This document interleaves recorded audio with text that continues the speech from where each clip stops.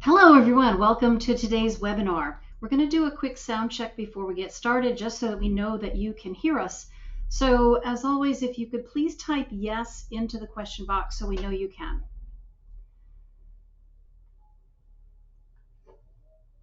Fantastic.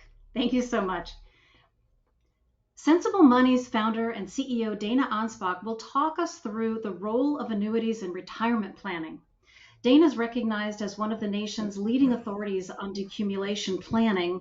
She's the author of Control Your Retirement Destiny, the popular guide to decumulation planning. And you can also find this as a podcast on Apple, Spotify, and iTunes. Her popular online course, How to Plan for the Perfect Retirement, is available at thegreatcourses.com and at wondrium.com. And no surprise to any of us here, Sensible Money was this year named a best place to work for financial advisors by Investment News. I'm Nancy Fellinger, one of the financial planners here at Sensible Money, and I'm in Pawleys Island, South Carolina. Most of the team is based in Scottsdale, Arizona, but we also have team members in Massachusetts, Florida, Oregon, Indiana, and South Dakota. Having crossed over the $500 million in client assets management mark, last year, we all gathered last week in Scottsdale, thankfully indoors. It was over 100 degrees for meetings and to celebrate this milestone. Using some of the same technology that we're using today, we work with clients seamlessly and with each other seamlessly across 38 states around the country and throughout the country. You'll see a box on your GoToMeeting. It's labeled question box, and this is on your screen. We encourage you to add any questions to it as we go. There'll be plenty of time to answer them at the end. And I may wind up responding to some of you directly or by following up with an email. The webinar is being recorded. Susie will follow up with you with a link to it in the next several days. And with that, Dana, let's get started. Thank you so much, Nancy. And I also want to do a quick sound check. So if once again, you can type yes into your chat box. And Nancy, can you confirm also you can hear me? I can. Fantastic. And I think I see some more yeses coming in. Not yet. Can I have a few people type yes in to make sure that the audience can hear me? Back into your question box. Nancy, are you seeing any come in? I'm not seeing any new ones, Dana. Can we ask a few more folks to, if you can hear Dana? If you cannot hear Dana, who has been speaking. I see some thumbs up coming in. Although Okay. they're not yeses, we're seeing some thumbs up. So we're on a new version of GoToWebinar. So we're still getting used to how this works. I see all the thumbs up emojis coming in. So I think we're in good shape. Fantastic. Well, let me start off with our favorite part, the disclosures. I want to make a point that I am not an insurance agent, and none of us here at Sensible Money are licensed agents. I have had insurance licenses in the past. Matter of fact, that's how my career started back in 1995. With a company where I had insurance licenses and securities licenses. So, despite the fact that I'm not an agent, I know an awful lot about insurance and annuities because we look at it from a financial planning lens. Our job is to figure out, is this product going to add value to your retirement income plan? But when it goes to actually implementing specific products, we work with agents. They have a level of knowledge and expertise about the particular products that they represent that goes far deeper than ours. And so when we get to the Q&A, we like to stay on and leave no question unanswered. But it may be that there's a certain level of detail to some of the questions that I will not be able to answer. When it comes to specific products and specific state regulations, I'm not going to know all of those. But that's why we work with agents when it gets down to that granular level of detail to make sure those questions do get answered. I also want to point out we don't sell annuities. We don't participate in commissions from the sale of annuities. We have no affiliations and receive no incentives from any of the companies or products that we may mention. We may use examples. In many cases, I've tried to take out any specific names of products so that we're really talking conceptually today. So, with all of that being said, let's get started. When we look at annuities, we're looking at them in terms of the overall retirement income plan. what are some strategies that can help make your money last longer? Security to your retirement income? What's going to bring more peace of mind to your retirement income plan? What's going to be most tax efficient? Will adding a certain product or strategy help your money potentially last longer? Will it help protect you if you should live longer than average? Those are the types of things that we look at. When you put this in perspective, on the right of the screen, you see portfolio paycheck. These might be withdrawals from savings and investments, mutual funds, bank savings, retirement accounts you've accumulated, Roth IRAs or 401ks. And on the left, you see guaranteed income. This could be a pension if you're lucky enough to have access to that. Social Security falls in this category. And this is where annuity income falls. And what we're really talking about is, do we want to take some assets from the right hand side and move them into the left hand bucket? So an IRA can own an annuity, a Roth can own an annuity. You could sell your mutual fund or trade your certificate of deposit in when it matures and buy an annuity. And so you're moving money from the right hand side to the left hand side. But ultimately, you have the same amount of acorns. We talk about working with people as they're at that point in time where they need to live off their acorns. And so the question is, does it add value? Should you move money from the right to the left? When might you do that? And how would you measure whether this is actually going to add value to you? Well, there's a few ways you could measure the effectiveness of an annuity, and I'm going to talk about some of those. Now, there's probably many more ways that people could come up with. So, I'm not considering this an exhaustive list. It's not, here's every possible way you could measure this, but here's a few. One is something we call the coverage ratio. So let me walk you through an example. Let's say your total expenses in retirement, all your outgoing cash flow, including income taxes, is estimated at 100,000 a year. You have guaranteed income, let's assume this comes from Social Security, of 37,000, and the rest of your needs need to come from that portfolio paycheck of 62,000. Well, your coverage ratio would be 37%. How much of your total expenses are covered by guaranteed income? And as you get later in life, we think it can make sense to have a higher coverage ratio. Now, that's not the only metric to look at, but it definitely helps bring peace of mind. If you were to be a victim of elder fraud, for example, if you have a higher coverage ratio, well, less of your wealth is going to be impacted. You're going to have this baseline of guaranteed income coming in. Now, certain households that are quite high net worth and that assets than they're ever going to spend, this may not be as important. Other households, which may be a little more constrained. So that brings us to the second metric. How do we measure that? Well, there's a measure we call fundedness, and it's very similar to what a pension plan does. So a pension plan will send out an annual notice, basically letting you know how well funded the plan is, meaning they have calculated out the liabilities, the checks that they need to deliver to all of the people who are eligible for benefits, and they measure that against the current assets.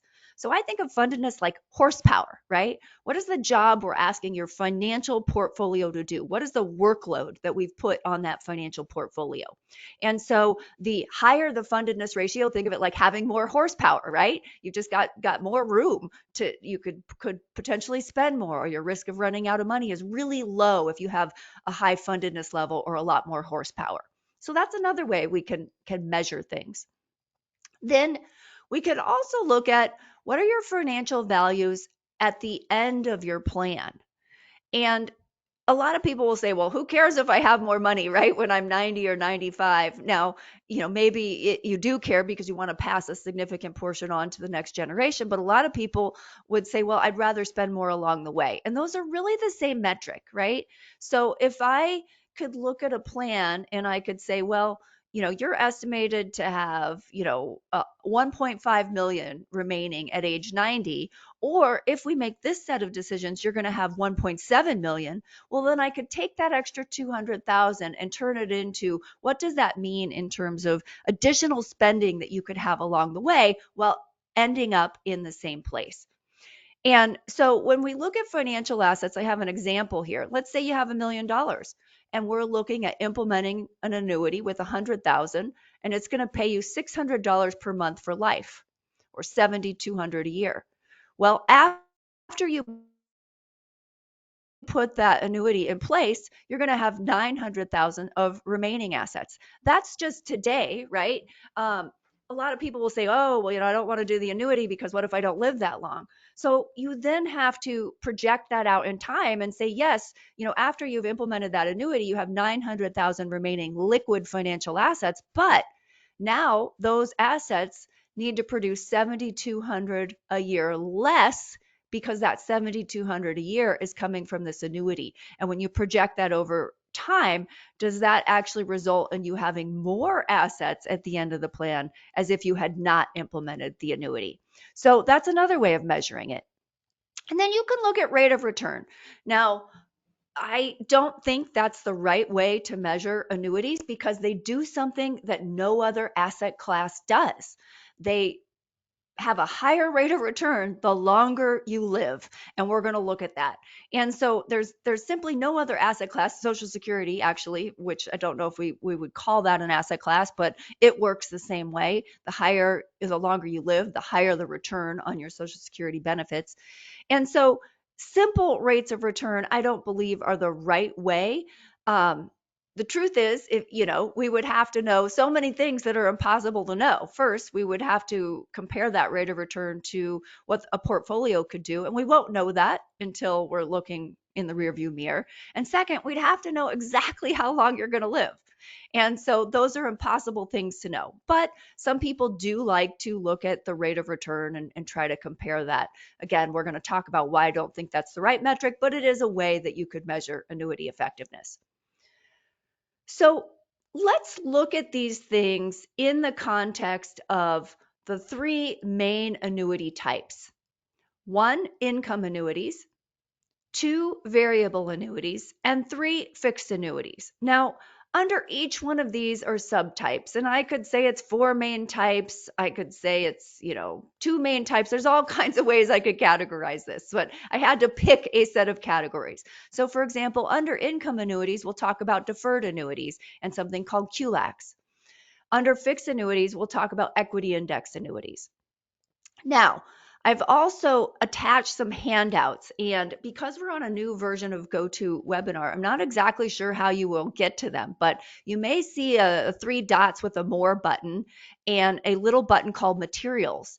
And under there, you can download chapter 8 of my Control Your Retirement Destiny book, which solely covers annuities. And while it was written many years ago, in rereading it for this webinar, it's still all valid. It gives you a great overview of all of these different annuity types. So if you want to take a deep dive and learn more, that resource is available to you. So let's start by looking at income annuities. Well, in my book, I use this analogy of a cookie jar. So at its heart, an annuity is a contract with an insurance company that does one thing and one thing only really well: protects you from outliving your money. And so when I use the cookie jar analogy, I describe it as, let's say you put $100,000 into an immediate annuity where the income's going to start now. Well, picture this cookie jar as your $100,000, and you're going to pull your own cookies out of the jar each year to provide that cash flow that's coming in. What the insurance company has said is, hey, when your cookie jar runs empty, we will pull out of our own cookie jar to make sure your income continues for as long as you live. So at the heart of it, that is how an income annuity works. Now, you have deferred annuities where the income will start perhaps 5 to 10 years in the future. But it's really the same concept, right? You're giving the insurance company your jar of cookies. They're holding on to it and they're growing that jar of cookies. They're investing it for, let's say, 10 years. And they have made a promise that in 10 years, here's the monthly income they're going to pay to you. And first, you're just pulling cookies out of your own cookie jar. And then if that jar runs empty, they've said, hey, we will come out of our own pocket, out of our own cookie jar to keep paying you for life. And then there's a QLAC, a qualified longevity annuity contract. And typically there the income starts much later in life, often about age 85. And all they really are is a deferred annuity. But there's special provisions that have allowed them to defer the required minimum distributions and have allowed you to purchase them within qualified retirement accounts. And it works the same way, right? You put your money in. You've said, here's $100,000. Here's my cookie jar. And now they're saying, well, at age 85, we will pay you a significant amount of cookies each year. And again, they're coming out of your own cookie jar first. And if your cookie jar runs empty, then the insurance company comes out of its own pocket. Now, one of the things you'll often see with an income annuity is something called a payout rate. And it's important not to confuse that with a rate of return. So here we're going to look at an example. This is a female, age 66, and this is a quote we ran on blueprintincome.com. We said, well, if she puts $100,000 of qualified funds in an IRA to an immediate annuity, what will she get? And at the time, it said, well, she's going to get $622 per month. Now, there were different quotes, and the quote amounts are going to vary depending on the ratings of the underlying insurance company. And so I think in this case, we just took the highest one. Now, that may not be the right thing to do because you don't always want the highest payout amount if the ratings of the company are lower. So there would be much more digging to do before actually implementing this. But for the sake of running an analysis, here's where we started. And we said, okay, if she's going to get $7,464 a year, well, that's a payout rate, 7,464 divided by 100,000 of 7.4%. And sometimes you'll see annuities marketed that way, payout rate of 7.4%. And you think, wow, that's fantastic. But here's what the actual internal rate of return looks like. Now, question for you as we're looking at this: when does her cookie jar run empty? Any guesses? You're welcome to type an answer into the question box. When does this person's cookie jar run empty? And when do we switch over to the annuity company's cookie jar? Nope, not seeing any answers come in. So Here no are a few. brave I'm souls sorry, out there. Dana. Here are a few that Oh, just for popped some up. reason I can't see them. You have to go to the. I just figured this out. You have to go to the top. It says Aha, I see top them down. now. Yeah. Yeah. 79. Okay, I see a lot of answers. 79, year 14. Pretty much yes, right? So this is a negative internal rate of return. And I have a little star here, internal rate of return. Rate of return is an annualized calculation, right? And so, if she passed away and this annuity had no return of principal, let's assume, she wanted the highest payout. And so she said, no return of principal. I want to maximize my current income. And she passed away a few years in. Well, she would have gotten 5 years worth of cash flow back and her internal rate of return would be negative.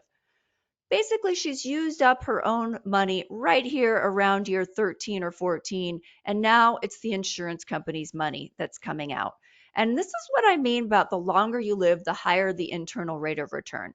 You can see that if she lives to 95, and that's a 30-year time frame, her internal rate of return is 6.3%, which is pretty good. That's actually quite an attractive internal rate of return.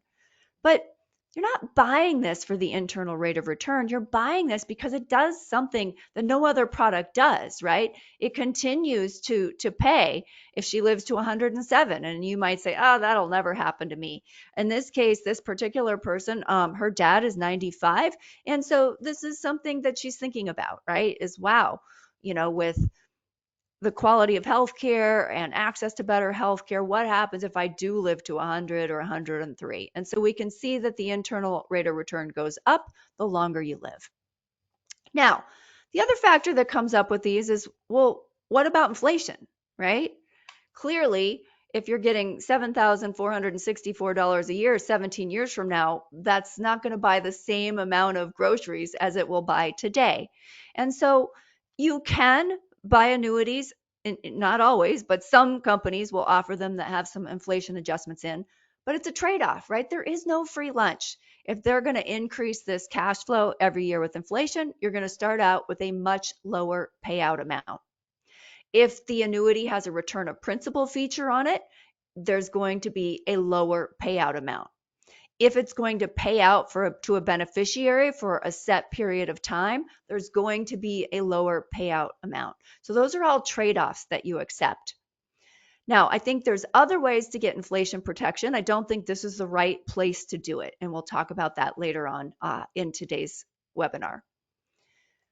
Let's look at this same concept in terms of a QLAC. So QLAC, Qualified Longevity Annuity Contract. Here, same person, 100,000 qualified funds. This quote was run just a few days ago on Blueprint Income. We have no affiliation with them, just nice and convenient way to get some data to run these case studies. The annual payout at age 85 is $40,376. Wow, that's incredible. I put in $100,000 today and I get $40,000 in the future. Well, yes, but that's 20 years in the future, right?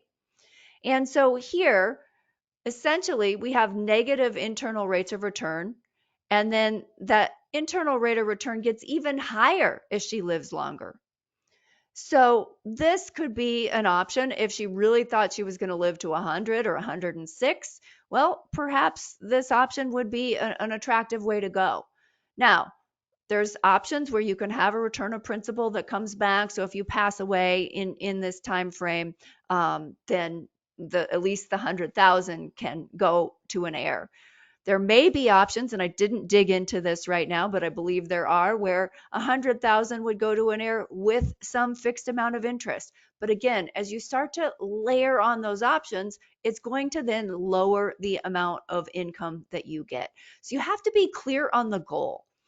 I don't like it when people want one product to do everything. It's not going to work well, right? If your goal is a longevity hedge, this could be a fantastic product. Our thinking is you want as few bells and whistles as possible. If you're buying it for a longevity hedge, then you really want to maximize that income. This is the piece you're putting in place. It's insurance, right? You're insuring your income later on in old age. Now, let's look at how this might impact this trajectory. So in this case, we have this person, we're calling her Laura, and these different colors are different account types. So we have Laura's traditional retirement accounts. The yellow is her Roth, and the green is basically a non-retirement bucket. If she has no annuities, then beginning at age 71, 52% of her expected expenses are covered by guaranteed income. So we're looking at her coverage ratio now. And here's her expected spend down path. And here we're going out to age 91. So clearly she could live longer than that. If she were to implement 100,000 to an immediate annuity and 100,000 to a QLAC, well, beginning at age 85, she has 89% of her expected expenses covered by guaranteed income. And here's what her financial trajectory looks like. And it flattens off here later. So what we can see is what that strategy does is it protects a base level of income later in life. Her IRA was spent down much more quickly, but she has the Roth IRA remaining, and this is a much flatter line, so she's much less likely, well, she's not going to run out of money because 89% of her expected expenses are covered by guaranteed income. So this could be a good strategy for someone who's single, which this person is, and who was quite concerned about living past average and really wanted to make sure that they had something in place so that if that happens, their income is covered. Here's some things to know and watch out for. When you're looking at implementing income annuities, you can ladder into them over time. We, for the past 10 years, rarely implemented any income annuities because interest rates were low, and when we would run them in the financial plans, the metrics didn't look good. They weren't adding any value. But that's changed in the last year. And so as we're rerunning quotes, we find cases where they do add value. We also still find cases where they don't.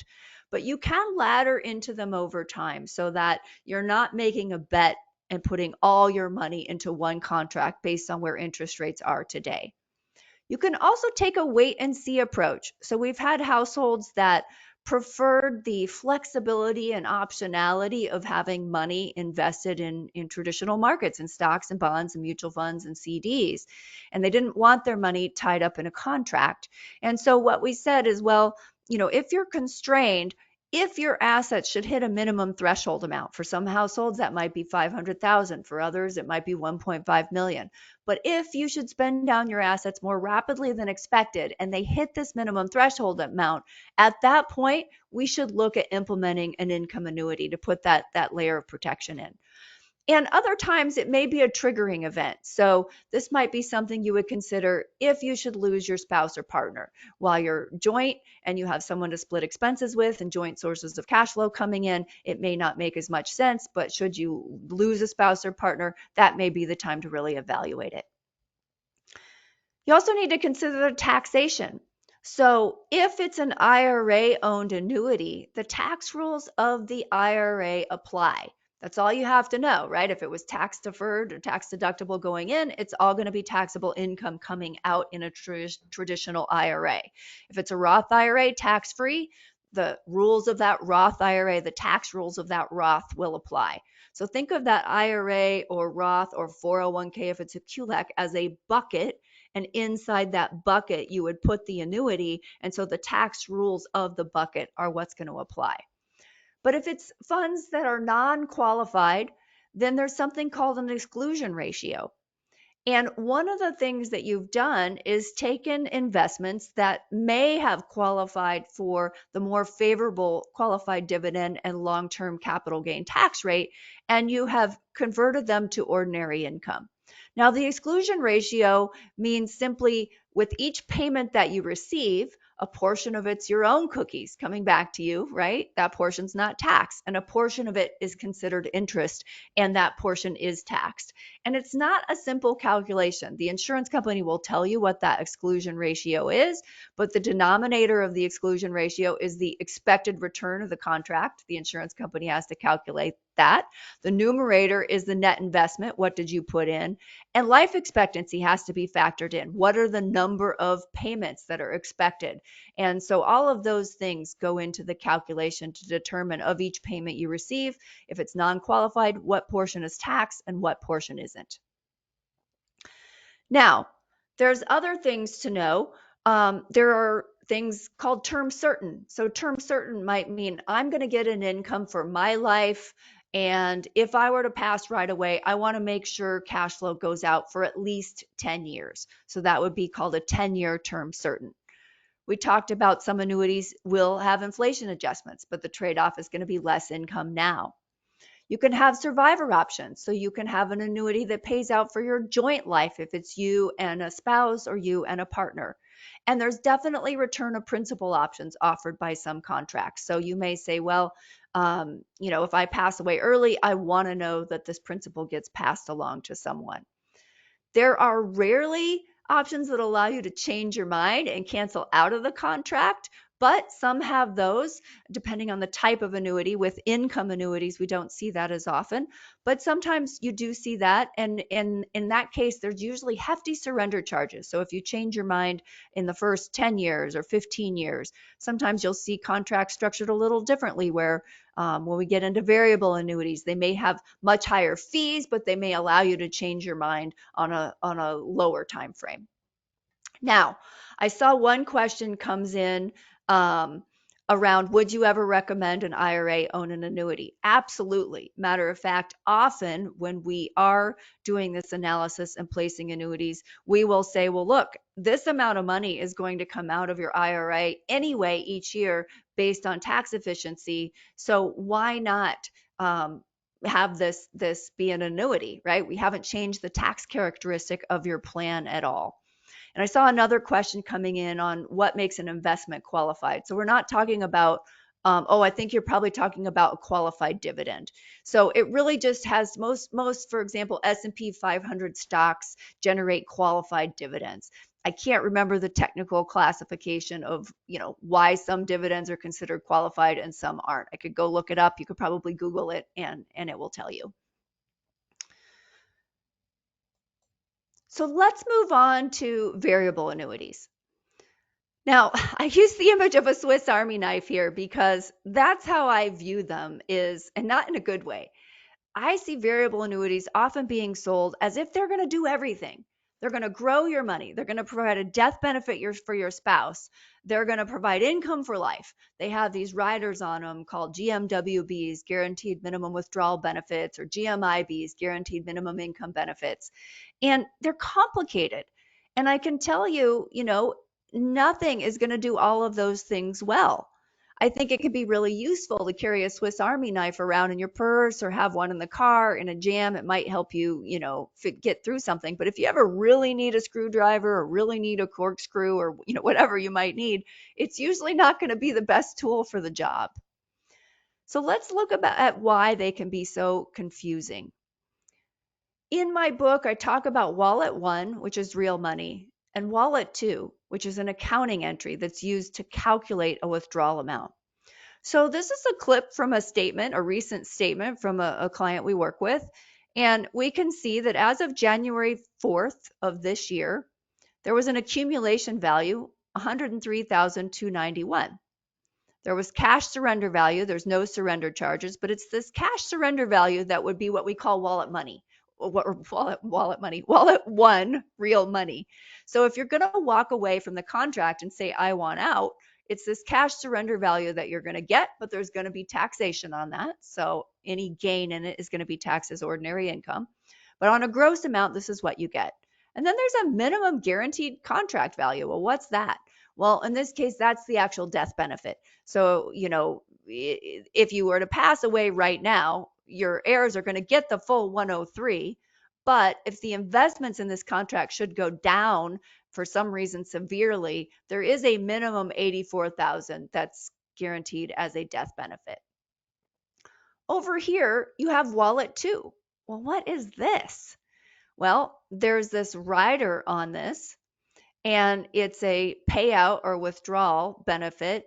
So you have this 155,235 number. Well, that is used to multiply by this annual withdrawal percentage that's contractually guaranteed by this rider in the contract to deliver $7,761 a year of guaranteed cash flow.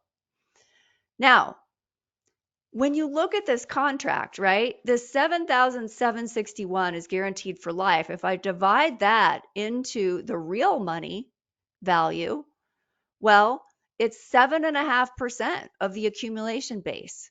So being able to take a 7.5% guaranteed income for life is really good. And so when we met this client many years ago, we had looked at this contract and said, well, it may not be something we would have recommended you buy, but now that you own it, it's worth more to you. And we'll talk about why this happens. It's worth more to you to keep it and use this guaranteed income benefit. Now, a second note about contracts. In this particular case, this insurance company had sold. So they had sold their book of business, or at least a part of their book of business, to another insurance company. So now there's a new name on the statement. And when we called to implement this income benefit, we said, you really want to turn this income stream on. They told us the maximum annual withdrawal percentage was 4.5%. But we knew based on the age of the client and based on reading the annuity contract that wasn't right. The actual annuity policy said it should be 5% based on their ages. And so they had to run a ticket, run it up the flagpole, and come back and tell us for some reason and who knows whether these things happen by accident or not, but in the transition of taking over the policies, the wrong percentage had gotten coded into their software. And so we were able to make sure that the client did in fact give this 5%. Now, when you talk about the complexities of annuities, here's another recent statement. This is as of March 28th, 2024. This is a small annuity contract, but look at all of these values. What person in the annuity company home office thinks that it makes sense to send someone this? I don't know. It makes no sense to me. No wonder they're so confusing, right? We have the current contract value of $328.24. Well, that's wallet one. That's real money. If this person walks away, that's what we get. But we also have this lifetime plus two value of 83,000. Well, that's wallet two. They can take an annual income based on this and based on a factor in similar to the example that we saw before. And then we have this death benefit value down here. And that is the minimum amount that would get paid out. Now, keep in mind, if this person were to pass away right now, their heirs would get the contract value. But if the investments went down, all the death benefit value is saying is, hey, there's a minimum amount that would get paid out. So if the investments do horribly, this amount goes down. Now, in most cases, as you take withdrawals, this death benefit also goes down. There was a case many years ago where the way the contracts were written, that wasn't the case. So you could actually essentially deplete your annuity and still have a death benefit that was worth the full amount that you put in. The insurance companies figured that out, and those contracts, of course, were discontinued.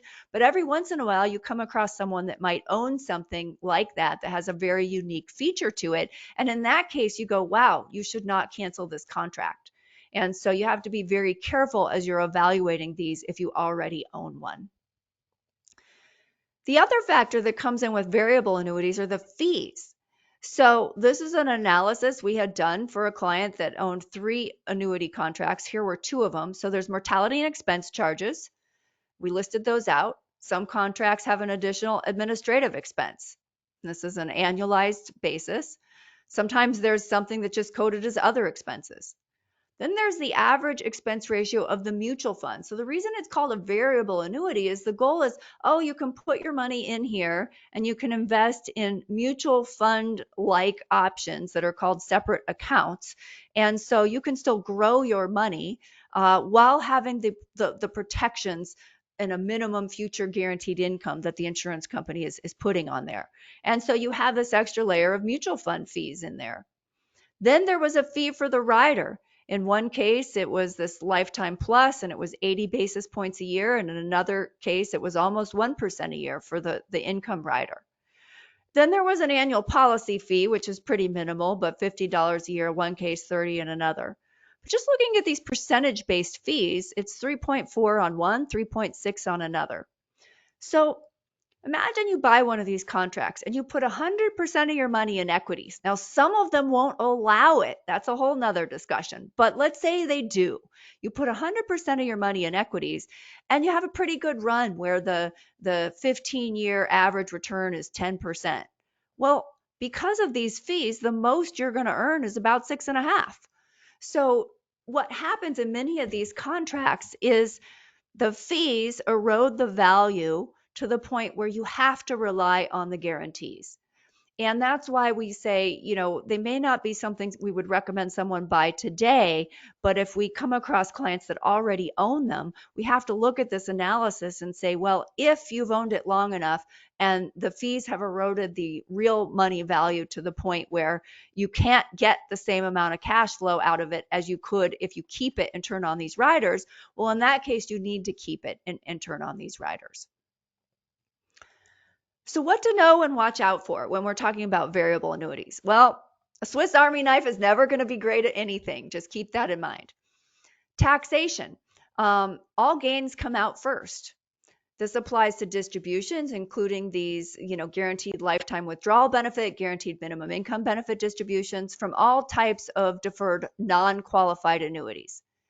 We say non-qualified because keep in mind, if it's an IRA or Roth IRA that owns it, the tax treatment of that retirement account is what takes precedence. That determines how it will be taxed.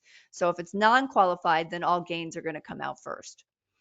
There's tax deferral. So oftentimes we'll say, well, you should, put this money in because you're going to get tax deferral.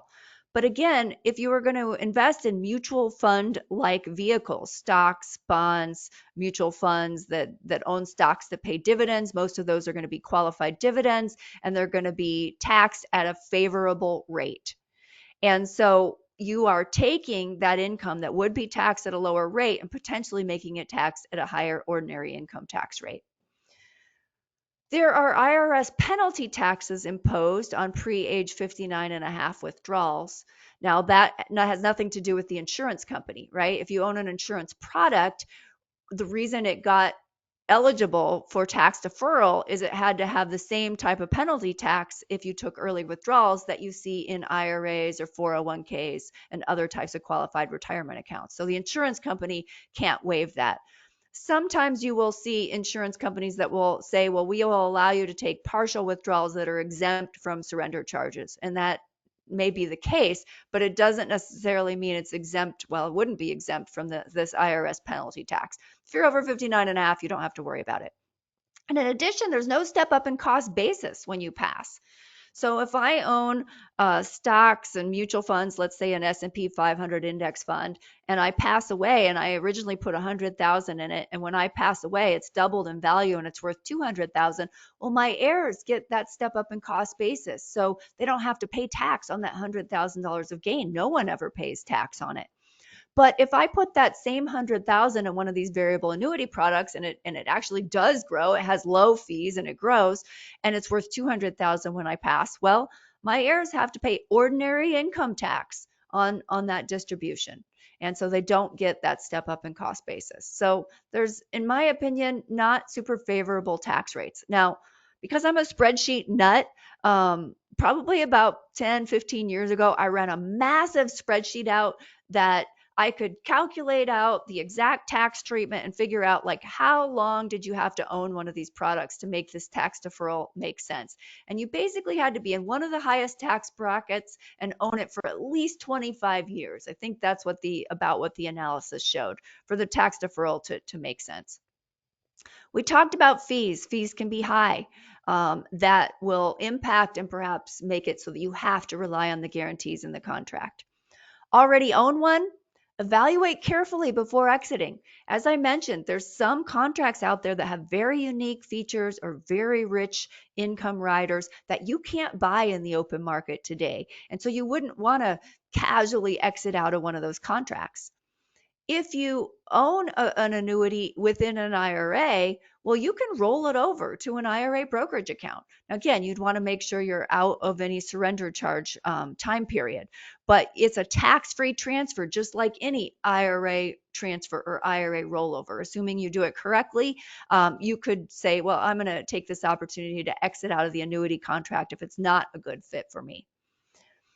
If it's not an IRA, I really should have put this up under the tax treatment, but you're going to pay ordinary income tax on gain. You can't claim any losses. So if it goes down in value and you sell it in a mutual fund or a stock, you can claim the capital loss, but in an annuity contract, you can't. And you can 1035 exchange. So let's say you have an annuity that has high fees and or low fees in this case, and it has a substantial amount of gains in it. Well, you can exchange that for another annuity.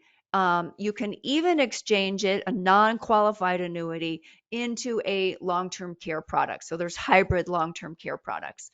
And so those are options you can explore if you're saying, wow, this product isn't a good fit, but if I cash it in, I'm going to pay an awful lot of taxes. Then that may be a time where you look at a 1035 exchange. There's also been cases where we had clients that had very high fee annuities, but they did have a lot of gains. It wasn't a good year to realize those gains. And so we were able to 1035 exchange into an annuity contract that had very low fees and at least say, okay, our plan is we're going to cash this in year one of retirement. That might be 5 years out from now. But in the meantime, we're going to kind of exchange it into a product that has really low fees so the investments can keep working within that contract as much as possible for you along the way. So it's a lot of stuff to cover.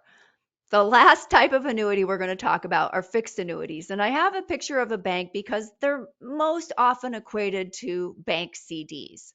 Now, you can Google this and find all kinds of great articles. Here's some of the differences. Bank CDs are FDIC insured. The interest income is taxed as earned.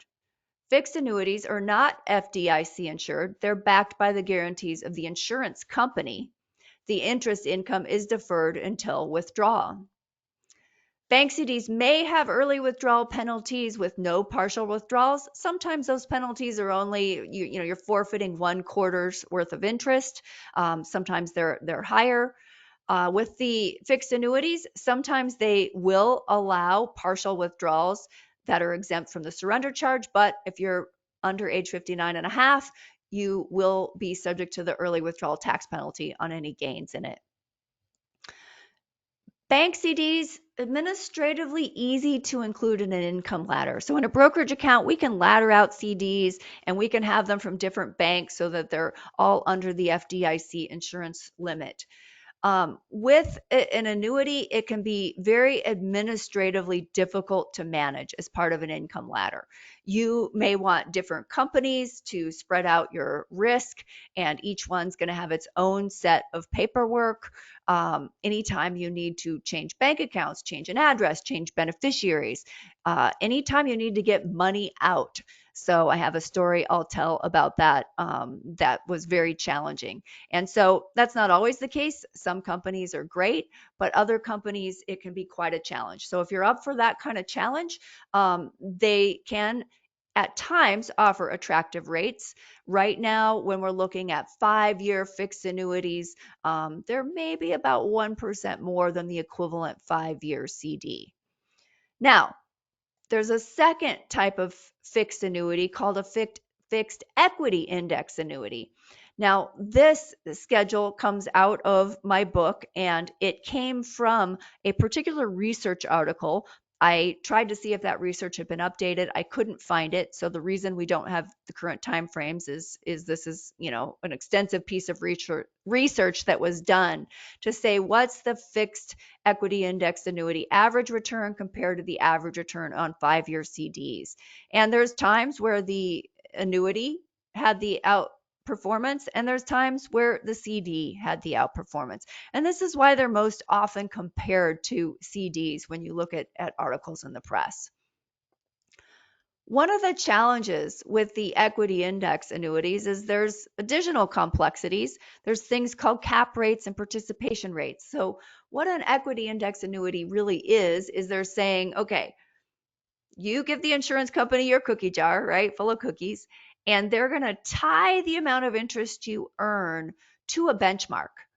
So index is a benchmark. The S&P 500 is a benchmark that measures the performance of basically the largest 500 publicly traded stocks in the US. And so there's all kinds of different benchmarks that they can tie your interest rate to, but you'll most often see some kind of a stock index. Now, they will then have a cap. So if the index went up 10% and there was a 5% cap, well, you would get 5% interest credited. Or some of them will have, excuse my spelling error here, a participation rate. And so if the index went up 10% and there was a 40% participation rate, well, then you would get credited 4%. So this again can make these vehicles incredibly complex. Not only that, they can issue the contract with very attractive cap rates and participation rates and then change them over time. And we find that most people that own these products won't ever change the strategy that they're in. So within the contract, you can actually change strategies, but most people set it and forget it. And so meanwhile, the insurance company may have lowered the cap rate or lowered the participation rate. There may be a different option you could switch to that was more attractive, but there's really no one managing it.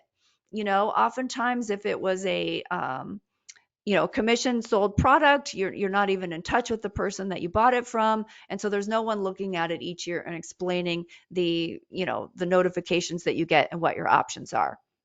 Now, this doesn't mean these are bad products.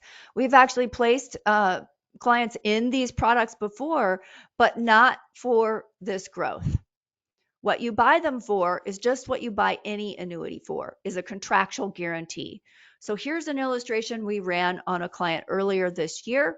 We wanted to say, okay, what happens if we put $400,000 into this equity index annuity, and the income will start about 10 years from now, and they're going to get $50,000 a year guaranteed for life. Well, over here, we can see what's happening in terms of their cookie jar, right? So their cookie jar is running out of money. We have the contract's anniversary value. We have the cash surrender value here. So what will they get if they decided to change their mind and exit out of this annuity? Well, there is some remainder benefit in this case, even after they start taking this income out. But what you're really buying it for is this 50,000, right? You'll often see this income base touted, but that is not real money. That is wallet two. All that income base is used is to put into a formula that calculates this guaranteed amount that can come out. And so in this case, this was a pretty attractive product for the client in terms of buying it for the guarantees. However, they often come with these types of illustrations. And here we can see all of the complexity up here, the different strategies. Wow, we have strategies that have 155 participation rate. We have cap rates here at 7%. These have a high participation rate with no cap rate. And what if we allocated across all four of these strategies? And here this illustration goes, wow, now I could get 58,000 a year guaranteed for life because in this particular historical model, 92 to 22 is how it was run. Well, this income base would have grown more. And in the wallet two fake money calculation, it would have generated a higher guaranteed income amount. And wow, there's even a cash surrender value and available. So if I change my mind or cash it out, nope, nope, nope, nope. Maybe this will come true. Maybe it won't. This isn't why you buy them. So if you're being shown these illustrations and you get all excited about, wow, this is a Swiss Army knife. Look, it does all of these things. I wouldn't count on it, right? You want to buy it for this. And if this is a good fit for your plan, fantastic, right? Then the product might be a good fit. If there's ever anything more than the basic benefit amount that comes out of it, then that's gravy. But that's not the reason you buy these products. So what to know and watch out for? Well, you can ladder into fixed equity index annuities over time. You can also take the wait and see approach and all of the same things we talked about with income annuities. Taxation is going to be the same as we talked about with any non-qualified annuity, right?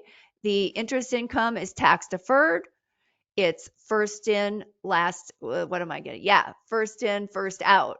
So no, last in, first out. Why can't I remember that? I have to say it in the terms of all gain comes out first and is taxed as ordinary income. There we go.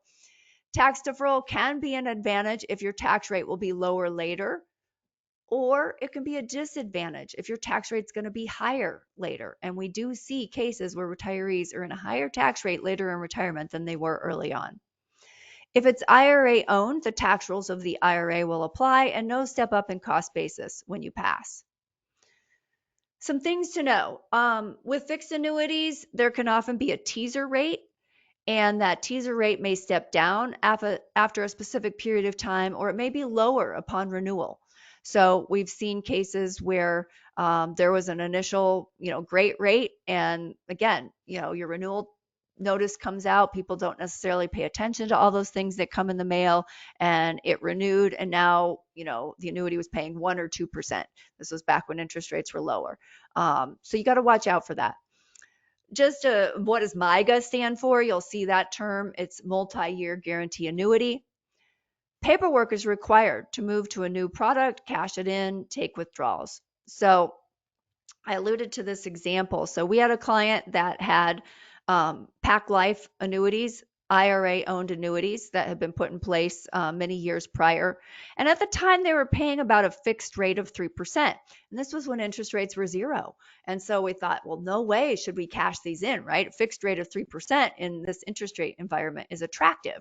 And so we used that annuity as part of what we call their income ladder. And so every year we were taking withdrawals from it, just like we would if we had CDs mature or bonds mature. But when we went to take one of the withdrawals, we started the process on September 27th, and it was nearly the end of December before we got the money.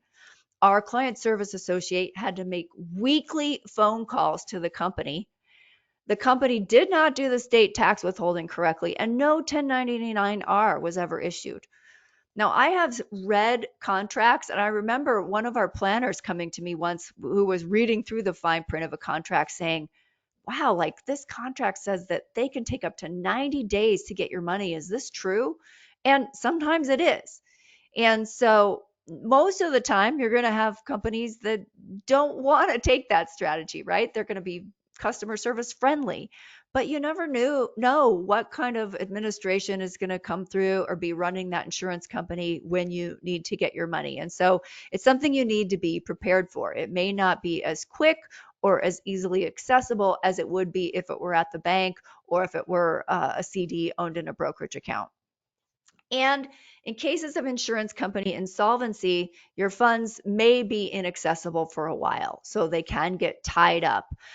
Early on in my career, it was mid 90s. One of the first clients I worked with owned, I can't remember what the insurance company was, but they did have an annuity that they owned from an insurance company. This was when I lived in Colorado and was going through insolvency, and they did get their money back, all of their money back, but their money was tied up and inaccessible for about 2 years. Now, I believe nowadays, the state insurance companies, the state, I can't think of, guarantee associations, or there's a insurance board is what I'm trying to say, that come in and take over when this happens, are much faster than they were in the late 90s. But I have seen cases where the money became illiquid and you just couldn't access it for a while. So if you can't tell, I'm not a big fan of variable annuities, but income annuities, whether they're income that starts now or income that starts later, might fit into your plan if you or your spouse's family health and history indicates you might live longer than average, or you simply want to protect against living longer. If you have trouble sticking within your spending limits, if you have trouble sticking with an investment plan and an allocation model, if you have no other sources of guaranteed income other than Social Security, and if you're simply going to have greater peace of mind. If you go, wow, if this income's guaranteed and I don't have to think about it. Wade Pfau, in his retirement income style awareness questionnaire, talks about this in terms of the safety first. Oh, I have spelling errors all over, and I even ran spell check. So I don't know why I didn't catch those. But if you have safety first or a commitment type mindset, then this could be a good fit, but probably not for all your money. And we'll talk about that in a few more slides. A couple other miscellaneous things to talk about. Insurance company guarantees. So each contract is backed by the State Guarantee Association. It's not actually each contract, it's each household. And we had a question come in ahead of time, and I don't actually know the answer. And this is where I said, I'm not an insurance agent. So when we actually go to place contracts, these are the kinds of things that we work with the individual agent for. So for example, if you owned an annuity and your spouse owned an annuity, and your insurance company went under, and your state guarantee association protected the first 300,000, would that be per spouse or per household? Those are some things that we would need to look up. There is a link here where you can go click on your state and look up the limits. Now, I can tell you it has to do with the state where you signed the contract. So we have a client that has a house in Texas and another house in another state. And so when we were working to implement annuities, we were actually implementing $400,000 total. We were able to place $200,000 in one state while they were there. They had to sign the paperwork while they were in that state. And we were able to place $200,000 in a different state. And that way they have two different states, and both contracts were fully covered under each individual state's guarantee association limits. The question is, in a true Armageddon scenario, how good are those insurance company guarantees? And there's a second piece that someone emailed to us ahead of time. It's about reinsurers, and something that's been in the news quite a bit lately. And so under materials, it's the other PDF that you'll find. And I can't remember the actual title of it, but it's something along how did so much of our insurance company money end up in Bermuda, is basically the gist of it. And it's a very interesting read when you go through and take a look at some of the insurance companies that were downgraded as a result of trying to basically offshore some of their risk. So the thing to remember is insurance companies have the same stuff to invest in that all of us have, right? Stocks, bonds, real estate, mutual funds, but they have much bigger pools of money and can make commitments for much longer time frames. So they could invest in real estate development projects that we would simply never be able to invest in, for example. But ultimately, in a true Armageddon situation, they could get into financial trouble just as easily as we could. And so, I do think there can be an attribute of taking advantage of mortality credits, which is the ability to protect you if you live long, something annuities do so well that no other vehicle does, that make it a good fit in many cases. But at the same time, you got to be aware, right? It's not the kind of thing where you'd say, oh, I'm going to just put all my money here and I'm going to be set. You also want to stick with highly rated companies, but be aware they can get downgraded. And so the higher the rating of the company, the more the regulators have looked at their financials and said, yes, this company's ability to meet its guarantees is solid. And that's going to be very important because you're already buying the insurance or the annuity contract because you want those guarantees. So you need to be as confident as possible that it's going to be able to meet those guarantees. You also need to be aware of RMD aggregation rules. So before the Secure Act, you could take qualified deferred income and traditional IRAs and qualified deferred income annuities. You basically, let's say we had an RMD that was coming out of a variable annuity, or a distribution that was coming out of a variable annuity, and you could aggregate this for your RMD calculation purpose. But if it was an immediate income annuity, it could not be aggregated. That immediate income annuity had to satisfy its own RMD, and then you had to calculate the RMDs on your other IRAs separately. Well, the Secure Act now allows for this aggregation. So it's just something you should know.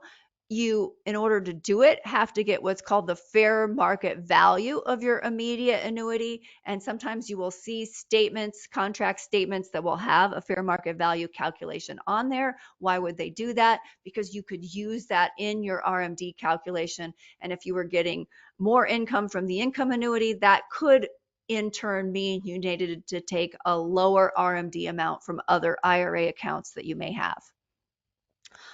All right, we're almost at time, and there's one or two other things I'm going to walk through. There's going to be a lot of numbers on this page, but looking at all of the metrics that we use, here we have Karen. Karen is age 57. We have a 34-year time horizon that we're initially running her plan. We can look at Karen's plan with no annuity, and we have these different metrics. Fundedness, meaning what's the workload that we're putting on her financial assets.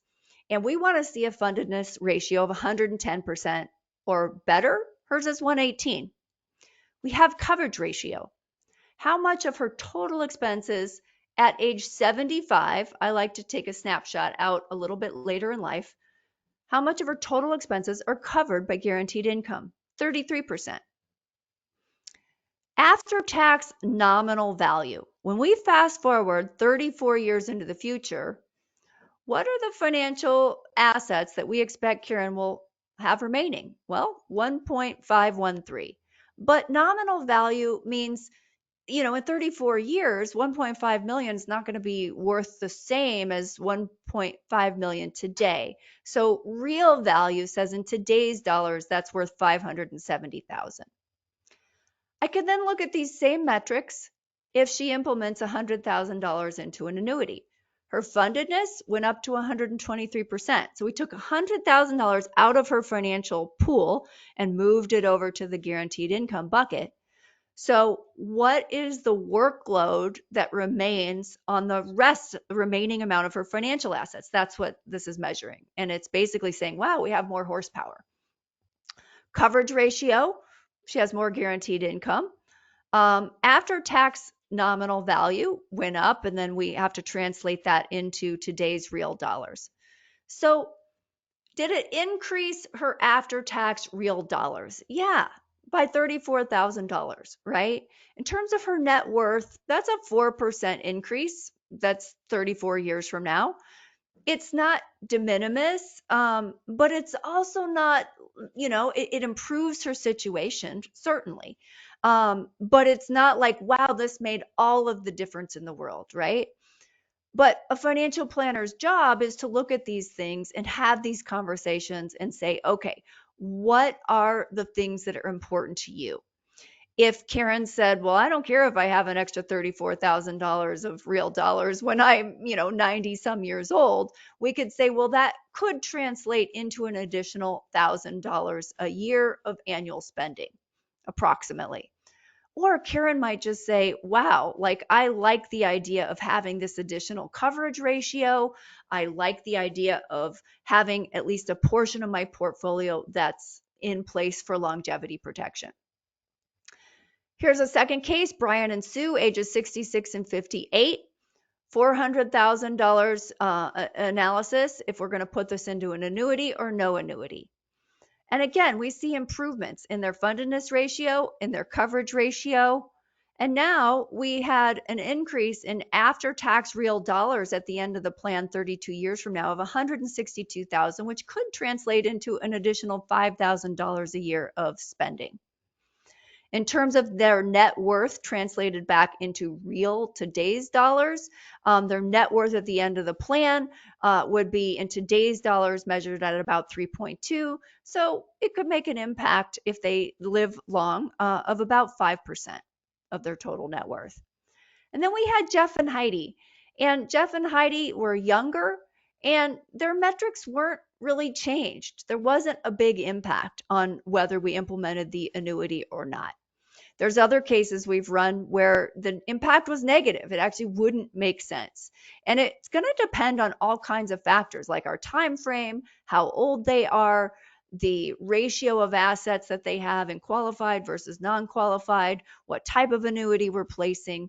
In this case, Jeff and Heidi actually went ahead with the annuity because they have some concerns about Heidi being very long lived and making sure that she has a good baseline of guaranteed income. So even so the metrics were not super compelling, there's other factors beyond just the math that ought to be considered in terms of what brings someone peace of mind. Now, last thought, and then we'll open it up to Q&A. For those of us who have the retirement management advisor designation, we're taught to think of allocation a little differently, and we often use something called a household balance sheet.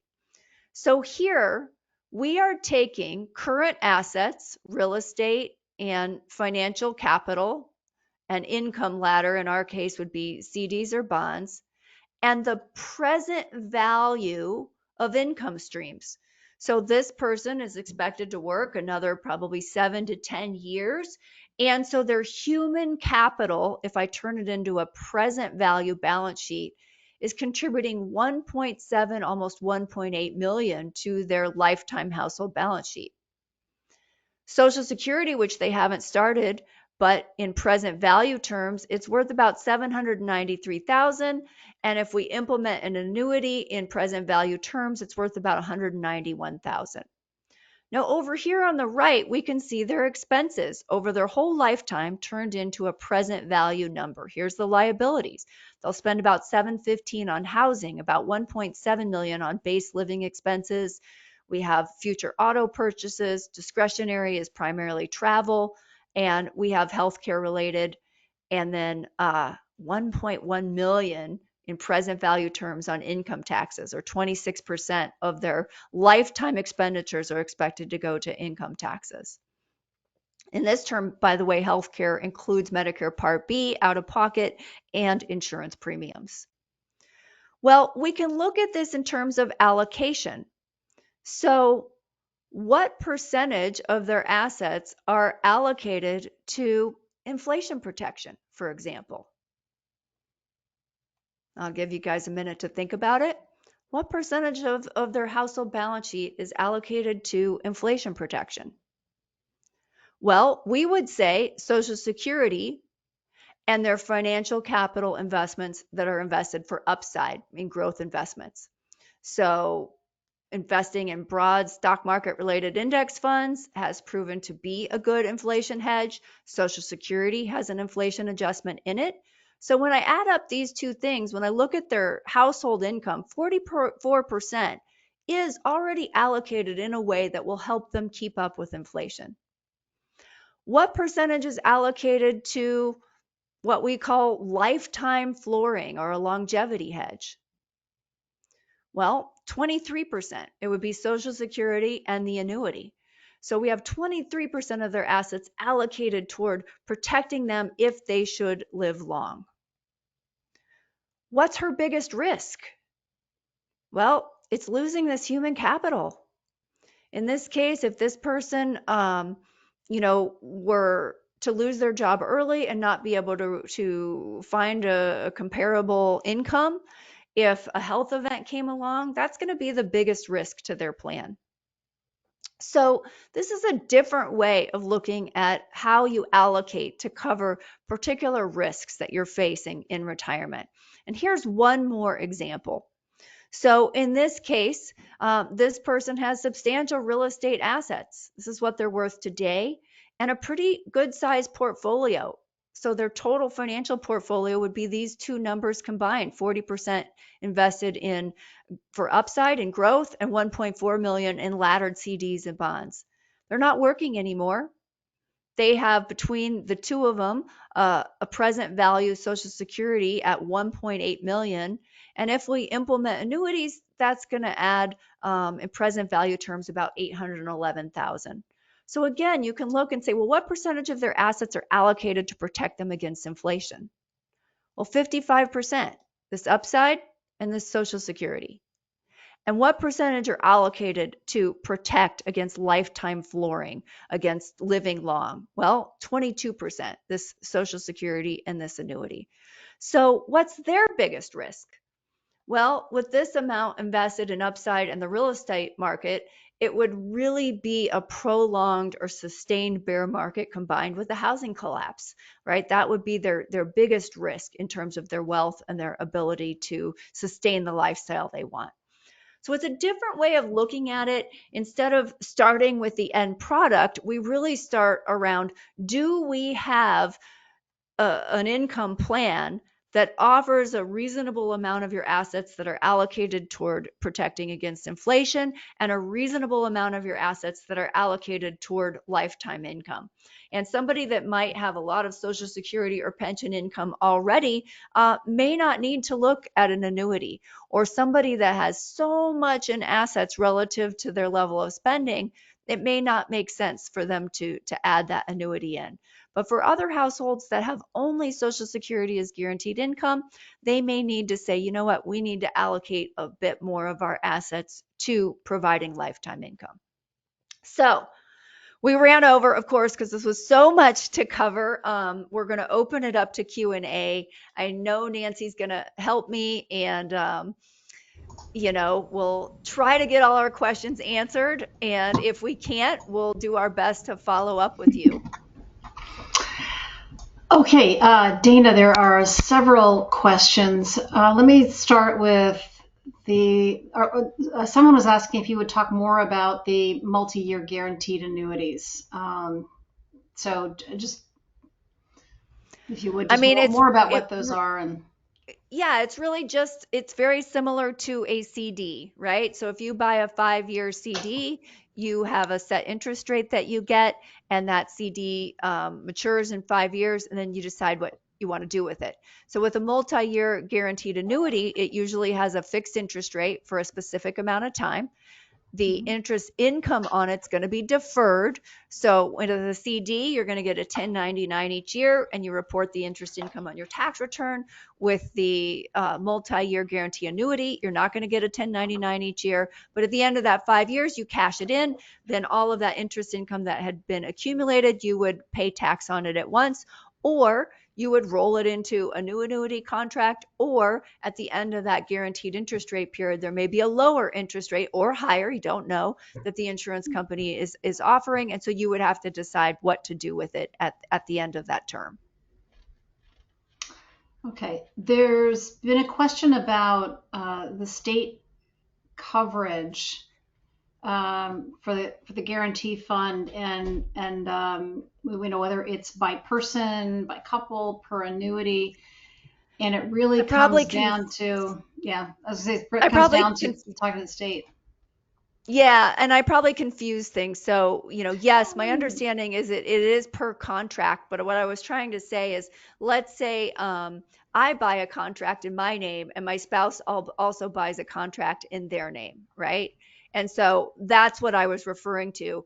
Yep. If I have a joint contract, my and my spouse own a contract jointly, my understanding is it is that contract limit. So if my state covers 300,000, our contract is 300,000.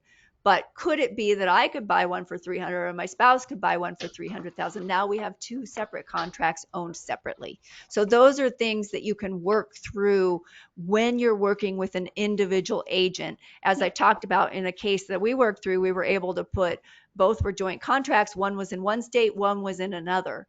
And so there's just, those are things that I'm not going to have all of the answers to, but they're questions that do come up when we get to the Mhm. specifics of implementation. There could be numerous other reasons why you would not want to title the annuity individually rather than as a couple.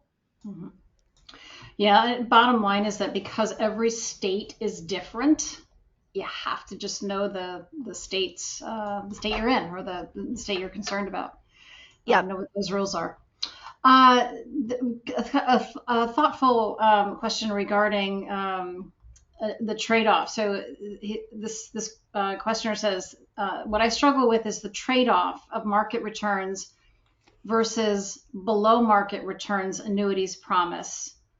There is no free lunch, right?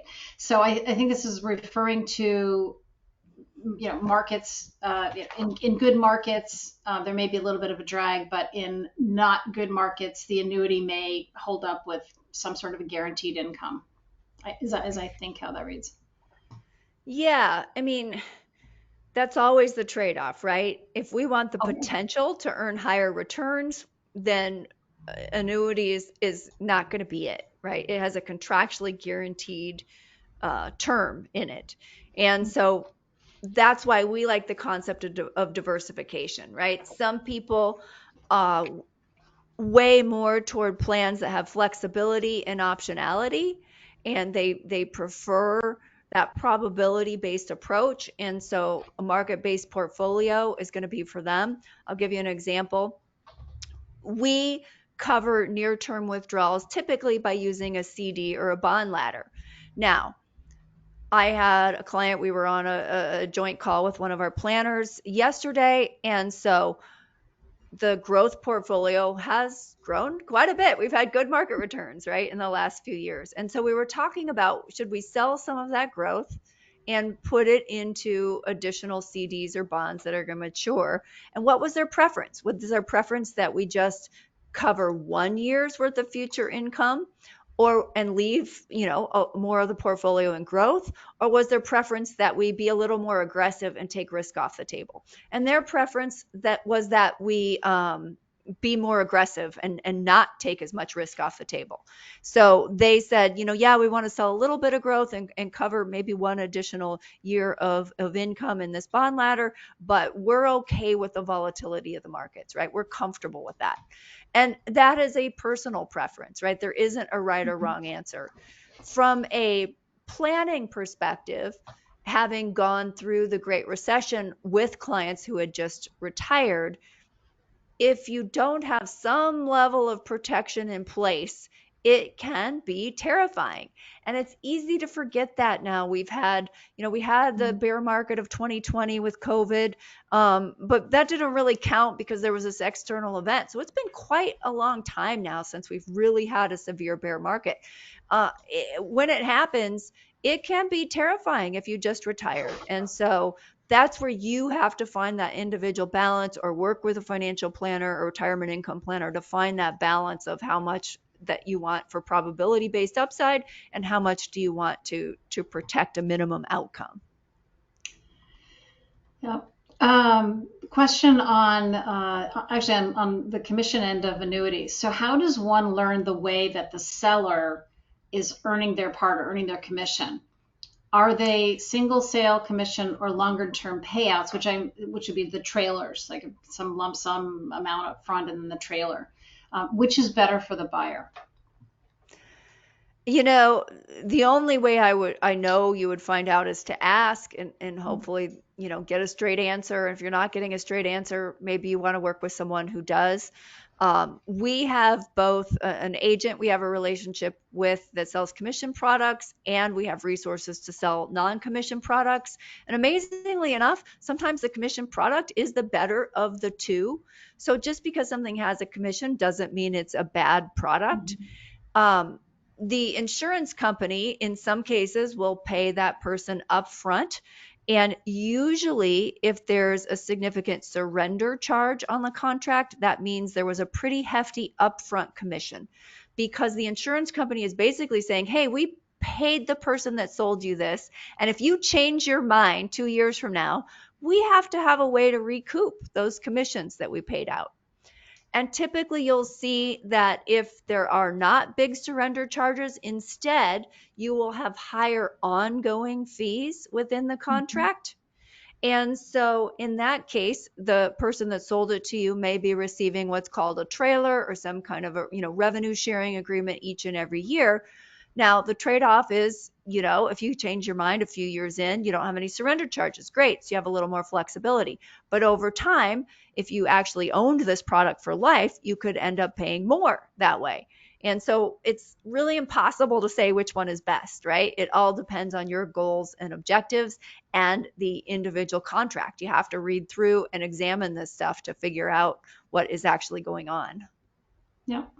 Ask, and if you're not getting a straight answer, it should be at least a beige flag, I think. How do you measure how well your financial plan is funded? So we use several measures. One of them is fundedness. And what fundedness is we have projected out the withdrawals that need to come from the portfolio paycheck funnel. And we've projected those out over someone's lifetime.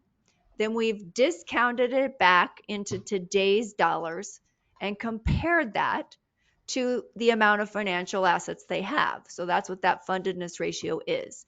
And we want to see a ratio of 110%, meaning what you have today is valued at 110% of what it would take to cover things for life. And so that is one of the ways that we measure it. Then you've got another way of measuring it, which would be a Monte Carlo scenario, right? And so now you're testing somebody's assets over various potential patterns of return. So if we got a big market downturn, what's going to happen, right? Would you still be okay? There's other ways of testing it, which is something called a historical audit, and we use that too. And that basically says, hey, if we had done this in the past and you retired in 1927, 1928, 1929, right? Would your money have lasted? And so you can go back and basically put yourself back in time and try to figure out like if that plan had worked. And so we like to use all of these different measures. Each one has its pro and its con, but by using all three and then measuring them over time, we can see, are these metrics improving? Are they staying the same? Are they getting worse? And so that's a long answer to, how do you tell if your plan is well funded? That's how we do it. Very thoroughly. So along those lines, Dana, could you say more about fundedness? I understand it conceptually, but didn't understand the 123% versus 118% in the table for Karen. So how is fundedness computed? So I think I just explained that, right? We take the withdrawals that you're going to have to take from your financial assets. We discount them back to, what would you need in today's dollars to meet that lifetime stream of withdrawals, and we compare that to the financial assets that you have today. So in the case of the 118 versus I believe it was 123, right? We were taking $100,000 out of the financial portfolio, but the financial portfolio now also needed to deliver less income because the annuity was providing the income. And so when we recalculated fundedness after having put this annuity in place, the remaining withdrawals that the financial portfolio had to support were lower relative to the amount of assets. And so her fundedness ratio improved. That may sound really complicated. When we work with clients, we don't necessarily go into all these details. Some of them love it, but some of them were just like, hey, you want this number to be higher, and it is. So good. Would it make sense to use a 10-year fixed annuity if someone wants to retire early and wants to create an income stream from 60 years old until taking Social Security at 70? Possibly. So there's definitely, period certain annuities. I don't think we got to that term, but right. What we see is that most of the time, the amount of cash flow someone needs from their portfolio isn't linear, right? So I could say, great, I need $20,000 a year for the next 10 years. But in reality, we find, you know, people have children getting married or trips they're taking or, house repairs. And so their cash flows are not linear. And so there could be a baseline amount where you go, if I have this baseline amount of income, I'm going to cover that with a period certain annuity. That's going to cover the gap until I get to Social Security. And I think that could be a great solution. Okay. Dana, a couple of folks have asked about using a chat box where everyone can see questions and answers and so forth, which we use a lot on a professional level, but it's difficult, I think, in this context to have chat versus having people submit questions. So the question is, how can I save my chat questions as well as your answers? Is there a way that I can download it? I think probably the best way for folks who may want to, I don't know, if you want to see it again, the replay, of course, and you can hear it. Yeah, I mean, these are free webinars. And so we have, a limit to what we can do. And so, and also to protect people's privacy, you know, if people have put their names in, then that would all be public if they're chatting. And we don't think that's appropriate. And so right now, we have to leave it the way that it is. Yes, write down the questions. Well, write down the questions. All right. So this question was actually asked earlier, and we want clarification here. So, would you ever recommend buying an immediate income annuity in a Roth IRA? Well, I never have. That doesn't mean I never would, because, I always am a fan of you have to run the analysis and see what it says. But in general, you want all your growth assets in a Roth IRA, and that's going to grow tax free. And oftentimes they're the best asset to use later in retirement. And so as of, now, I have never come across a situation where that was the best place to put an immediate annuity when we were implementing them.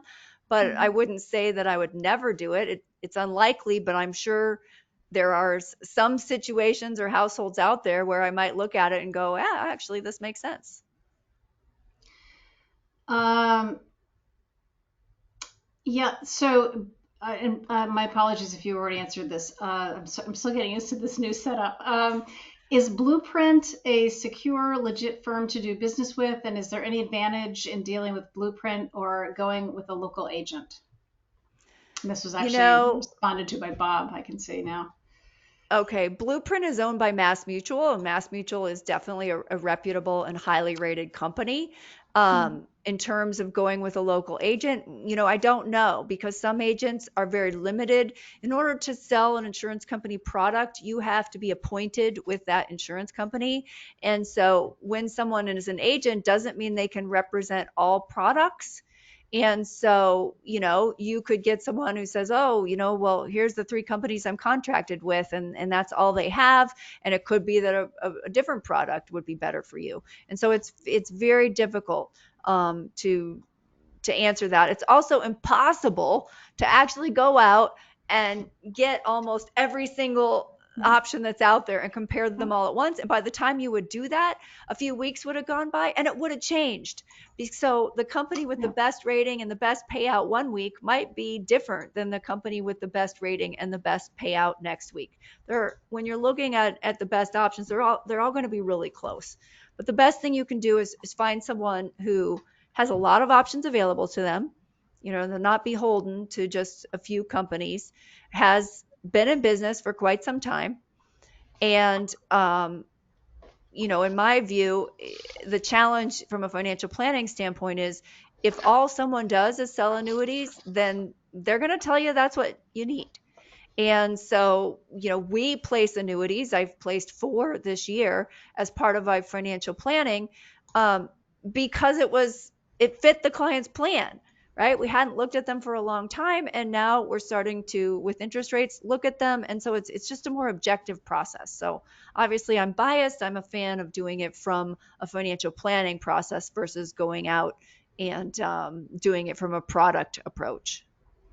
Yep. And there was a question earlier about qualified money in general, and the distinction really is you can, if you have an IRA, the annuity is the investment vehicle. It's still an IRA. It's still, still pre-tax. It's still ordinary income as it comes out.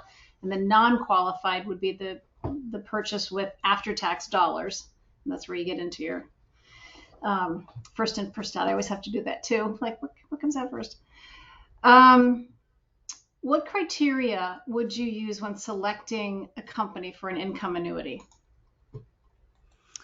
What criteria would I use? Well, I would definitely look at ratings, right? So you're going to want to look at highly rated companies because, as I said before, you want to know the company's going to be around, right? What's their ability to fulfill these contractual guarantees?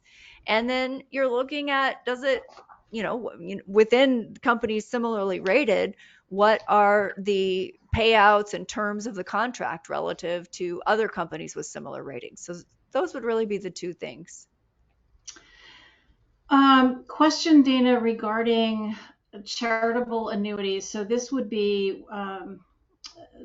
involve actually going to the organization and purchasing an annuity through them. So the question is, what about purchasing annuities through charities such as the Nature Conservancy? They have a variety, and they may be more solvent than some annuity companies. What are the pros and cons here? I don't know if there's a rating system for charities or endowments or foundations. I've definitely seen people purchase annuities. Usually, it's from somewhere they went to college, and so they will go back and want to contribute, and they get an income for life. They get a charitable deduction when they contribute to that charity or that endowment or that foundation. And so the advantage would be you get a deduction that you don't get with just buying an annuity from an insurance company. The disadvantage is now you're relying on that foundation or charity, you're relying on their guarantees, right? So is it possible they could get mismanaged one day, or something could happen and they're not able to fulfill their terms of their contract?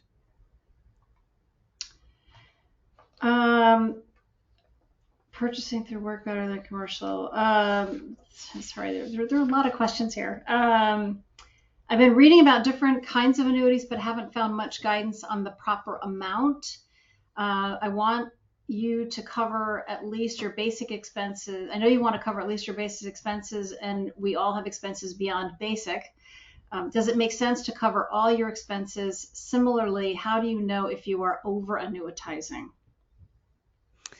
So, there is not, I know you guys hate these answers, but there isn't a right or wrong answer to these questions, right?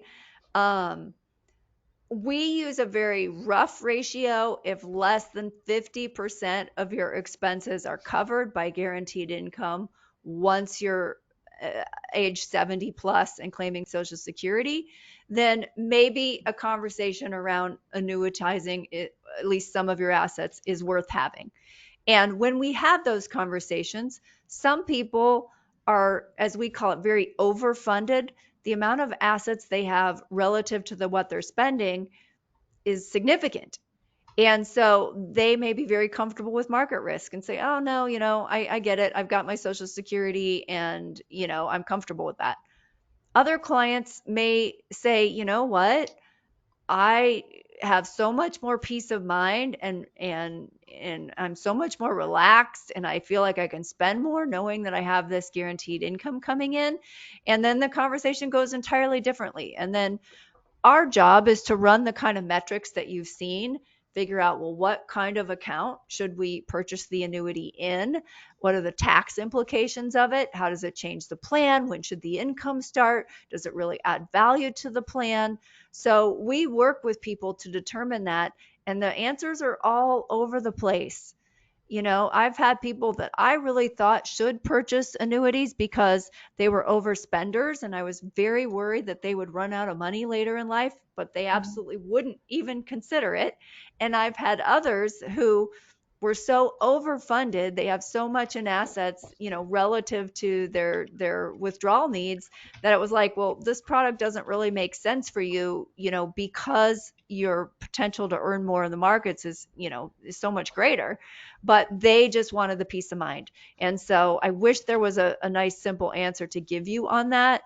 I do like the concept of saying, okay, when you're looking at, as we did with that household balance sheet, what percentage of your assets offer inflation protection? Well, somewhere between 40 and 50% is great. What percentage of your assets offer lifetime income protection?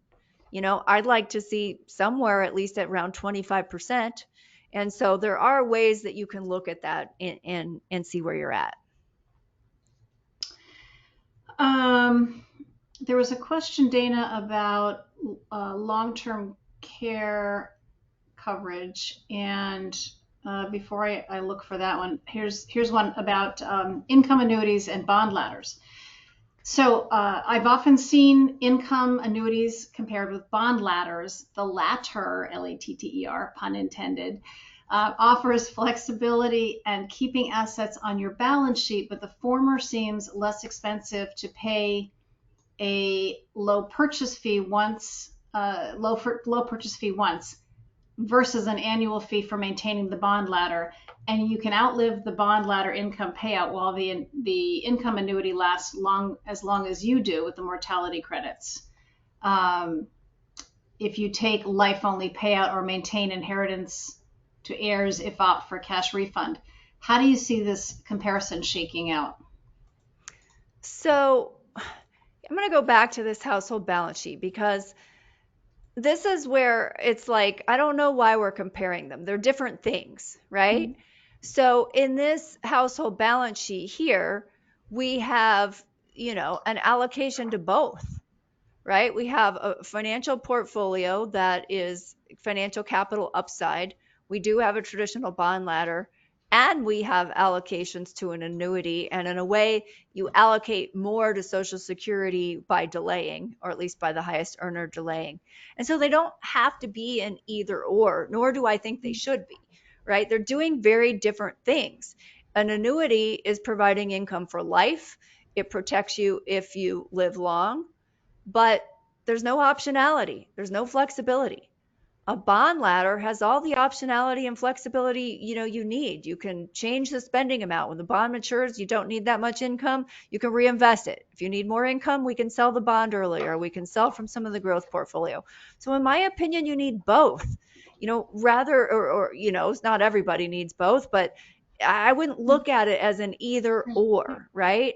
I would look at it as they do different things. So what are the characteristics you're looking for? What are the risks you want to hedge? And in our opinion, the best strategy has allocations across all of these types of things, right? Not just across one of them. Um, do you need to spread annuities across different insurance companies? And how does company quality impact that decision?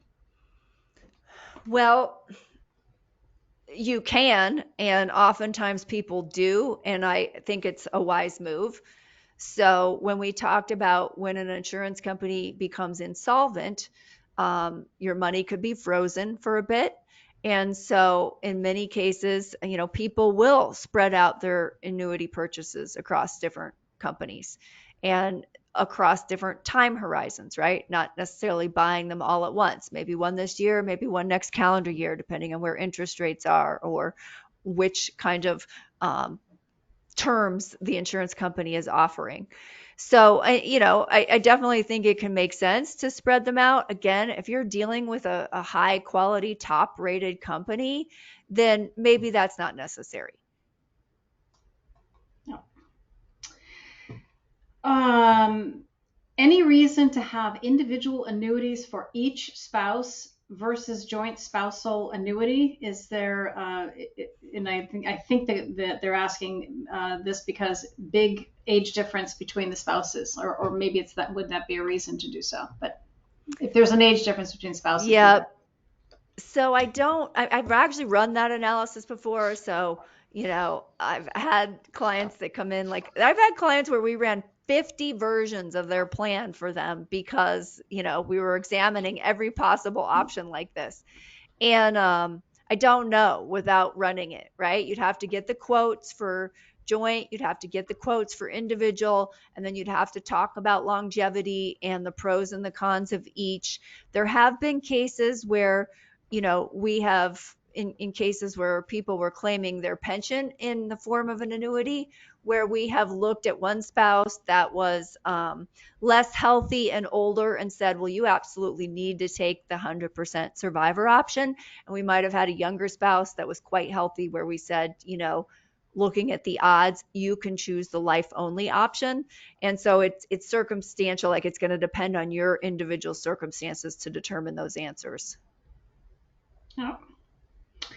Um, I wish this were so. The question is, any annuities within IRAs or Roth IRAs that can optionally keep distributions from the annuity within the IRA or Roth IRA instead of automatically distributing the money to checking accounts? So could we recycle within an Well, annuity? Yeah. No. so it depends, right? I mean, if you have required minimum distributions, those have to come out of that IRA contract. And Yeah. no, I don't know of any that would then allow you to put it into a non-qualified, because that would be a new contract that you would be buying. Well, I think they're With talking about, I'm Roth, sorry, Jane, I think the question really is within the IRA. So if you've got it in an IRA, can you have whatever the distribution is kind of stay within the IRA so it sort of comes out, but it's goes back in, or it doesn't come, in other words, it doesn't come out of the IRA product? I think the answer there is clearly no. You got to take the well, I distribution. mean, you can do IRA transfers or rollovers, right? So Mm-hmm. if you owned an annuity IRA and you wanted to do a partial surrender and move some of the money via transfer to an IRA brokerage account, you could. But if that annuity has already been annuitized, meaning it's already paying out an income stream, then I don't know. You'd have to call your carrier and say, could I treat this distribution as a rollover each time it happens and transfer it to this IRA brokerage account? Okay. Sorry, we may not be understanding the question. No, yeah, that's if when you have an RMD, you have to take the money out. It's taxable. Yes, correct. But I was Yeah. talking about you could have an annuity, like some of them might say start paying guaranteed income out at age Right. 65. Well, you're not of RMD age yet, right? But that annuity is paying out, but you're like, well, now I want it to stay within the IRA. Well, I don't know, right? If it's already in an IRA, you'd have to work with your carrier and say, could I treat this annual distribution as a rollover and then Yeah. roll it to the next IRA? Yes. Yep. Yep. That works. All right. I think that may be all for. Oh, sorry. The long-term care question. I'm including this LTC question again, as Nancy mentioned, she was looking for it. Um, you didn't mention possible costs associated with assisted living or nursing home care. Many people have long-term care to pay for these. I'm wondering if an annuity might be better as it provides more flexibility in what the income from the annuity could be used for. What are your thoughts? Well, I mean, generally annuities are not more flexible. They're less flexible because you've entered a contract in terms of when that income starts and how much it's going to be. And so, um, and the variable annuities, as we looked at, because of the fees in those contracts, it's not necessarily true that they're going to provide more income that's inflation adjusted. And, when you're looking at long term care, it's probably going to happen in the future where you're going to need that inflation protection. So I think annuities are designed to pay a contractually guaranteed income. And so when I run a client's plan out, where they work really well is to cover absolutely known expenses, right? So I know, for example, let's say someone's going to spend at least $50,000 a year to cover their utilities, food, gas, basics, right? Well, great. If you have at least $50,000 a year of contractually guaranteed income coming in, that's a good match, right? That makes sense. But if I have an unknown expense like long-term care, I don't know when it's going to start. I don't know how much it's going to be. I don't know if I'm going to need in-home care or need to go somewhere. To me, that's actually not as good of a match. Now, there are hybrid long-term care annuity products that are a completely different kind of thing. And that's not the type of annuity that we're talking about. So that kind of product may be a good fit to cover long-term care costs. So I don't know if that necessarily answers your question, but those are my off the cuff thoughts. Okay. Um, I responded back. What is the question you're asking here? And it came back again. So here's the question. We are looking at pivoting some of our accounts with risk and place the money into annuities. It has a 10% cap for earnings and a 40% bonus added to the account, I think within 30 days. It sounds crazy too good, but I hope it's legit. 40,000 for every 100,000 is what we are looking at here. Um, it's much I, like one of the illustrations we showed earlier. yeah. And so, yes, there's annuities that provide a bonus and all of that, but keep in mind, that's fake money, right? That's your fake money account. It's not your real money account. All that's going to be used to do is to, let me go back to this situation. So in this case, we have a, Illinois based client. There's this income credit line that you see over here. So sometimes you'll see bonuses that are get paid in when you buy an annuity. And this illustration all looks great, right? Here's what could happen. But they're in that contract that you just put money in, de-risking is fine, but you need to look at what are the contractually guaranteed things that happen. All that bonuses amounts and this and that, that's all a bunch of bells and whistles. It doesn't really mean anything, right? What it means is you put this money in and what are they contractually guaranteeing to pay out to you and when. And so anything else is, I'm going to call it like a mirage. Honestly, it is. It's a mirage. So if it sounds too good to be true, you're probably looking at all the bells and whistles. Oh, do you hear that, Nancy? It was my phone. Oh, it was yours. Zoom. Okay. Yeah, the You Zoom. Sorry. Yeah, you're probably looking at all the bells and whistles, and what you should be looking at are what are the contractually guaranteed features of that contract. Yeah, the it went on to, it's a 10-year contract, which we won't need to worry about. I'm looking at the point being made, which is it's a 40% bonus. So $40,000 for every 100,000. So if you put in 300,000, they give you 120. Nobody gives you money like that. So I would just really look at the fine Yeah, print I mean, there are carefully. contracts that have like, oh, you get this bonus that comes in, but that bonus typically goes to what I call the fake money wallet number two, and it's used to calculate your withdrawal amount one day. And so that's why you really just have to look at what the contractual guarantees are. Is in what situations is it better to buy a deferred income annuity with payout starting in 10 years versus waiting 10 years and then buying an immediate annuity? Is it risk of early death, current interest rates being high? Like, And what are I the think it's a factors? great, yeah, it's a great question. People who bought annuities long ago that had deferred income and and when interest rates were high, right? Then we went through a 10-year period where interest rates were low. And so some of it is just a matter of timing, right?